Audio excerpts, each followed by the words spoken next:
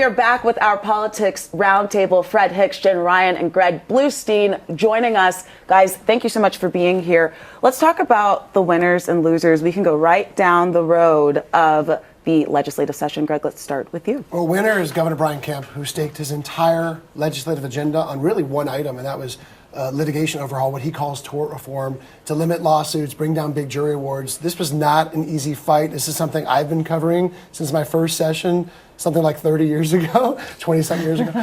But it has been a generational battle. And as we saw, it does not cut cleanly along party lines.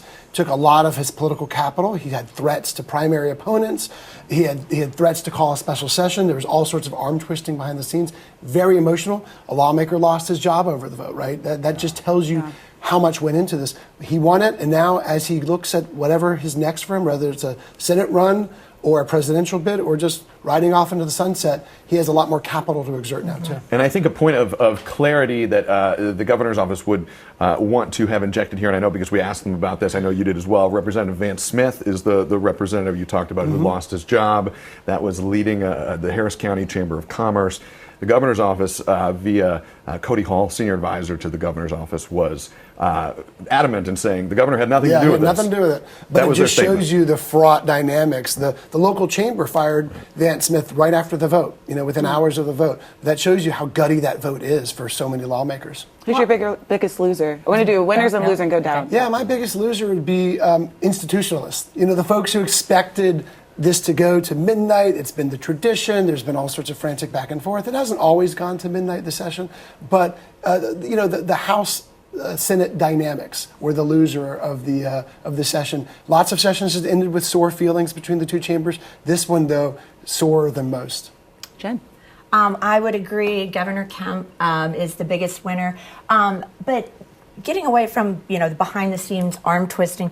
It is good policy and it's good politics. And it doesn't always occur, as y'all both know, in the legislature where those two things intersect. And I would say, on top of that, business owners across the state with tort reform, the business community, the job creators, small business owners, that's a win for them. And on top of that, tax cuts. And your loser? Your biggest loser? Oh, my biggest loser?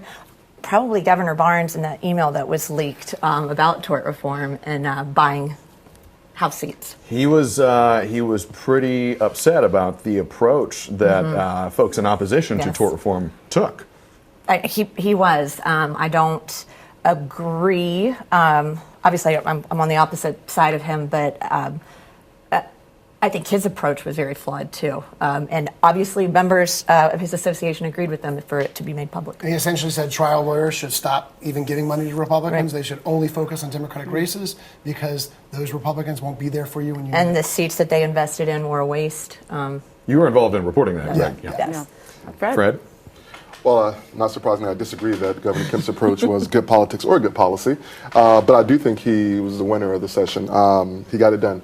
Just up and down the line, the things that he said that he wanted to do, whether it was tort reform or going back to the campaign trail, he was able to do that. So as he goes into his final sort of lame duck session, there's really not much left for him to accomplish, and he can take on a more supportive role. On the Democratic side, I think that Senator Sonia Halpern was a big winner. She got a couple of bills passed with her Georgia music bill, and that was a big deal for her. And she really sort of staked out a space for her that distinguished her from her colleagues as an independent Democrat, I should say. As far as the losers go, I think that, honestly, with the tort reform, there need to be some sort of reform, but the losers, I think, are victims of sex crimes. While they did do a caveat or a carve out for human trafficking, victims of sexual assault, victims of rape, they do not have a carve out, and there are a lot of holes in this, and there are a lot of people who I think are going to hurt. And then apart from that side of it, I think Georgia ratepayers are also kind of lost out with this one because there was no promise or guarantee from the insurance lobby that this is going to lower rates. It's just going to allow them to keep more money. And that's not really necessarily good for Georgians. So I think that would be my two. Jen, do you want to weigh in on that?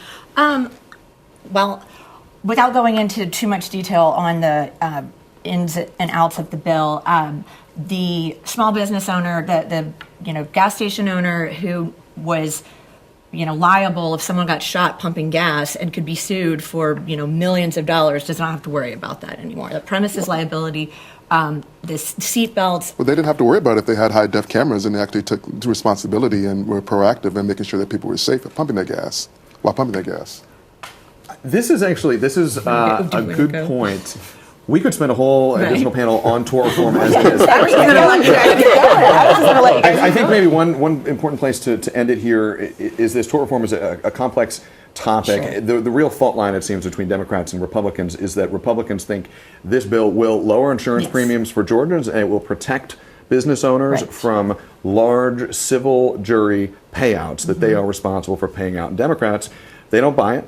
They don't think insurance premiums are going to go down as a result of this. And Democrats think that this bill will actually prevent some people who are legitimately harmed by malfeasance from being able to recoup all of their losses. That's the fault line. And we see the disagreement here. We can clip that piece and replay that for those who did not know what tort reform was. Can I add one more loser for the session? Yes, sure. And then I want to ask you both a question, but you go first. Georgia pre-K, if we had passed sports betting, which again, for the 7th or 8th year now, bipartisan support, more than 60% of Georgians support it. As I was cheering on my Gators last night, I kept thinking how much revenue Georgia was losing out on with not having sports betting, and upwards of $100 million annually could go to Georgia pre-K, and we keep leaving it on the table time after time. So, Greg, our youngest learners. Will sports betting ever make it through the Gold Dome? Yeah, it's such a, it's become a joke under the Gold Dome, which is never bet on sports betting, right? Because every year it comes up and every year it fails to pass. But look, if you ask lawmakers right now, do they support sports betting? They'd all say, most of them would say yes, it has the votes. But the devil's in the details, right? It's about where the revenue goes. It's about how the regulations would work. Some want to go even further and legalize even more gambling, like casino gambling or horse racing, right? So that's where the rift is. And Democrats want some of the money to go to more college scholarships for need-based aid. So there's a big rift there. It's going to eventually happen, probably, but we don't know when. Right. And look, like the court ruling a few years ago opened the door to this, and there was a lot of talk that would be the sort of floodgates opening, and it hasn't happened yet. You can kind of put that, it's going to happen probably. Put that underline. Probably is doing a lot of work there. It's over under on that. Easy now. I want to ask Fred and Jen, one of the through lines of conversations that we've had on our panel today, we heard it from State Senate Minority Leader Harold Jones. We've heard it from other Democrats for months, and really over the course of the last better part of a year now, is what's the future of the Democratic Party? Where do Democrats go to have electoral success in 2026? Jen, you're a Republican. Fred, you're a Democrat. I'm going to ask you both to take your partisan hats off, if you can, and focus on your strategist role.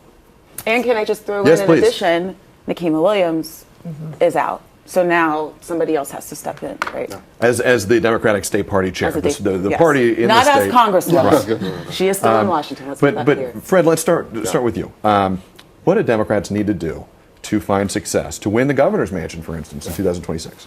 Well, so we're going to start with what Faith just mentioned there about we're about to elect a new state party chair. And I'm in favor of having a state party chair who is only in that position through the November elections next year. I do not think we should hire someone who's going to be there for 4 years or beyond. It should be in the contract that they're just there so that they can focus on winning. Now, the reality is that if they're successful in flipping Georgia, they can go on to do any race across the country in 2028. So I want us to heavily incentivize this next chair to make sure that we are focused on winning in 2026. You're talking about the tactical, sort of strategic back of the house work of politics. All the way across the board. I mean, we need to throw more support to our county parties. We should never have the situation that we had last year or after 2022, after the Abrams campaign, where volunteers have put their own money into the campaign and they cannot get that money back. That is unconscionable. That is not okay. We need to have a focus on fundraising. We need to have a focus on GOTV, get out the vote. And we also need to focus on, the reality is that, not everything that a Republican says is bad or good, not everything that a Democrat says is bad or good, and we need to allow our candidates to reflect the communities that they serve rather than doing an Atlanta value-based system and campaign. So if we want to win Valdosta, someone in Valdosta is going to be a little bit more conservative than they are in Atlanta, or the same thing in my hometown down there in Blakely and Early County. And so we've got to move beyond this, that Atlanta pushed down everything from there. I think with respect to Republicans, what I would love to see in the 2026 era, and I think most people kind of feel this way, is that if we can move beyond the culture wars and really just recenter and focus on what's best for Georgians and Americans, rather than my party has to win, then I think we'd be better off. Jen? Really well said. We agree on that. I know that y'all have all heard this, but Atlanta ain't Georgia, and Georgia ain't Atlanta. And whether you're Republican or a Democrat, as you said, you have to reflect your constituents when you are going to speak to voters, whether it's in Hayhira at the Honeybee Festival or up in Franklin County or in Sandy Springs. Yes, you have some, key platforms, key issues, but there are regional issues that cut across party lines. And Fred and I have talked about this. Rather than just being racial identifiers or ethnic identifiers, I think that a lot of Georgians vote or care about issues dependent on whether they're a churchgoer or not, or a transplant or a native, metro versus suburban versus exurban versus rural. These things do matter on a micro level, especially when you're talking about legislative races, even up to statewide races. Yeah. Greg, last word to you. And it's funny, you're talking about things that a Republican and a Democrat agree on here. We've seen a lot of that, and healthy disagreement, too, on this panel and on the show. We are grateful to both of you and our many other panelists who've come on and shown that can happen, and we can all learn some important things from y'all, too. Greg, you've watched Georgia politics for so long. Every season is different. Every legislative session is different. Every campaign is different. We're coming up on a big one in 2026, though. What are going to be the key themes that you are watching for looking into 2026? Yeah, I think this session sets it up for 2026. We saw so many MAGA policies either being promoted or in some cases passed, whether it be immigration crackdowns, whether it be new targeting transgender rights, whether it be even a MAGA license plate, right? Even Burt Jones, Lieutenant Governor, rebranded an issue that was already pending for a year to overhaul regulations, and he called it the Doge bill, right? So we're going to see a lot more of that. And remember, every issue that didn't make the cut this year is pending. It's right back on the forefront next year. So a lot of these issues that Democrats were cheering about that failed to pass on Friday, well, they're right back. They're going to be center of the agenda potentially next year. It's going to be very interesting. Well, we want to thank you all so much for coming on and giving us an extended version. I feel like we need an even longer version of this panel because you guys are so great. But thank you all so much. Thank you all so much for watching us. You can catch us every Sunday at 11 right here on 11 Alive.